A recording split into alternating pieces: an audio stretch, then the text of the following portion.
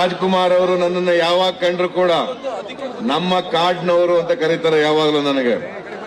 ಯಾಕಂತಂದ್ರೆ ನಮ್ಮ ಜಿಲ್ಲೆಯಿಂದ ಬಂದಂತವ್ರು, ನಮ್ಮ ಭಾಗದಿಂದ ಬಂದಂತವ್ರು. ಆದ್ದರಿಂದ ನನ್ನ ಕಂಡ ತಕ್ಷಣ ನನ್ನ ಹೆಸರಿಡ್ದು ಯಾವತ್ತೂ ಕರೆಯಲ್ಲ, ನಮ್ಮ ಕಾಡ್ನವರೇ ಬನ್ನಿ ಅಂತ ಹೇಳ್ತಾ ಇದ್ದಾರೆ, ಕರೀತಾರೆ. ಹಾಗೆ ನನಗೂ ಕೂಡ ಅತ್ಯಂತ ಇವತ್ತು ಹೆಮ್ಮೆಯ ದಿನ. ಡಾಕ್ಟರ್ ರಾಜ್ಕುಮಾರ್ ಅವರನ್ನ ಕರ್ನಾಟಕ ಸರ್ಕಾರ ಅವರ ವೃತ್ತಿ ಜೀವನದ 50 ವರ್ಷಗಳನ್ನ ನೆನಪು ಮಾಡಿಕೊಂಡು ಅಭಿನಂದಿಸ್ತಾ ಇರ್ತಕ್ಕಂಥದ್ದು ನನಗೂ ಕೂಡ ಅತ್ಯಂತ ಹೆಮ್ಮೆ ಅಂತೇಳಿ ಈ ಸಂದರ್ಭದಲ್ಲಿ ಹೇಳಲಿಕ್ಕೆ ಬಯಸ್ತಾ ಇದ್ದೇನೆ. ನಾನು ಆಗಾಗ ಅವ್ರಿಗೆ ಜ್ಞಾಪಕ ಮಾಡ್ತೀನಿ, ನೀವು ಒಂದೇ ಕಾಡ್ನವರು, ನೀವು 100 ವರ್ಷ ಬಾಳಬೇಕು, ನಿಮಗೆ ಆಯಸ್ಸು ಆರೋಗ್ಯ ಸಿಗಬೇಕು, ಈ ನಾಡಿಗೆ ನಿಮ್ಮ ಮಾರ್ಗದರ್ಶನ ನಿಮ್ಮ ಸೇವೆ ಇನ್ನು ಬಹಳ ವರ್ಷಗಳ ಕಾಲ ಸಿಗಲಿ ಅಂತೇಳಿ ನನಗೆ ಅವರನ್ನ ಭೇಟಿ ಮಾಡಿದಂತ ಸಂದರ್ಭದಲ್ಲೆಲ್ಲ ಹೇಳ್ತಾ ಇದ್ದೇನೆ. ಇವತ್ತು ಕೂಡ ಹೇಳ್ತೇನೆ, ಕರ್ನಾಟಕಕ್ಕೆ ಅವರ ಮಾರ್ಗದರ್ಶನ ಅತ್ಯಂತ ಅಗತ್ಯ, ಇಡೀ ದೇಶಕ್ಕೆ ಅವರ ಮಾರ್ಗದರ್ಶನ ಅತ್ಯಂತ ಅಗತ್ಯ.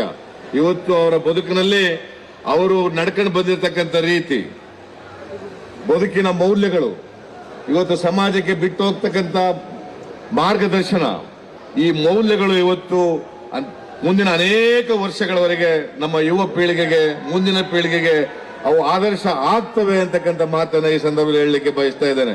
ಪಾರ್ವತಮ್ಮನವರು ಹೇಳ್ತಾ ಇದ್ರು, ಬಹುಶಃ ಇಡೀ ಜಗತ್ತಿನಲ್ಲಿ 206 ಚಿತ್ರಗಳನ್ನು ಅಭಿನಯಿಸಿದ್ದಾರೆ ರಾಜ್ಕುಮಾರ್ ಅವರು.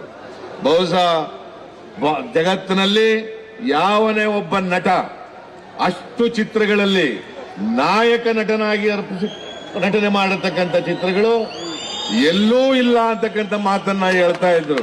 ಬಹುಶಃ ಇದನ್ನ ನಾವು ನೆನಪು ಮಾಡ್ಕೊಂಡ್ರೆ ಇವ್ರು ಎಷ್ಟು ಮೇರು ನಟ ಅಂತಕ್ಕಂಥದನ್ನ, ಇವತ್ತು ಭಾರತ ಕಂಡಂತ, ಕನ್ನಡ ನಾಡು ಕಂಡಂತ ಅತ್ಯಂತ ಅಪರೂಪದ ನಟ ಅಂತಕ್ಕಂಥದನ್ನ ಇವತ್ತು ನಾವೆಲ್ಲರೂ ಕೂಡ ಸ್ಮರಿಸಬೇಕಾಗ್ತದೆ.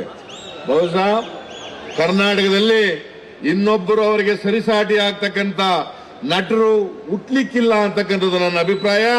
ಅವರಿಗೆ ಅವರೇ ಸಾಟಿ ಅಂತಕ್ಕಂಥ ಮಾತನ್ನ ಈ ಸಂದರ್ಭದಲ್ಲಿ ಹೇಳಿ, ಇವತ್ತು ಈ ನಾಡು ನಿಮ್ಮನ್ನ ಇವತ್ತು ಗೌರವಿಸೋದ್ರ ಮೂಲಕ, ಅಭಿನಂದಿಸೋದ್ರ ಮೂಲಕ, ನಾವು ಸರ್ಕಾರ ಅಭಿನಂದಿಸೋದ್ರ ಮೂಲಕ ನಮ್ಮನ್ನ ನಾವೇ ಗೌರವಿಸ್ಕೊಂಡಾಗ ಆಗ್ತದೆ ಅಂತಕ್ಕಂಥ ಮಾತನ್ನ ಈ ಸಂದರ್ಭದಲ್ಲಿ ಹೇಳಿ, ಇವತ್ತು ನಾನು ಅವರಿಗೆ, ಅವರ ಕುಟುಂಬ ವರ್ಗದ ಎಲ್ಲರಿಗೆ, ಅವರ ಎಲ್ಲ ಮಕ್ಕಳು, ಶ್ರೀಮತಿಯವರಿಗೆ ಆಯುರ ಆರೋಗ್ಯಗಳು ದೊರಕಲಿ ಅಂತ ಹೇಳಿ, ಅವರು ಇನ್ನಷ್ಟು ಕಾಲ ನಮ್ಮ ಜೊತೆ ಇರಲಿ, ಅವರು ನಮಗೆ ಮಾರ್ಗದರ್ಶಕರಾಗಲಿ ಅಂತ ಹೇಳ್ತಾ ನಿಮ್ಮೆಲ್ಲರಿಗೂ ಕೂಡ ನಮಸ್ಕಾರ ಮಾಡಿ ನಾನು ಮಾತು ಮುಗಿಸ್ತೇನೆ.